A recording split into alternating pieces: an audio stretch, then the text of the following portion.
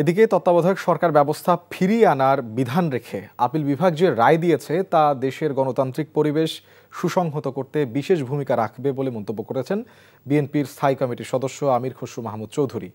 আজ রাজধানীতে এক অনুষ্ঠান শেষে সাংবাদিকদের প্রশ্নের জবাবে তিনি এমন মন্তব্য করেন।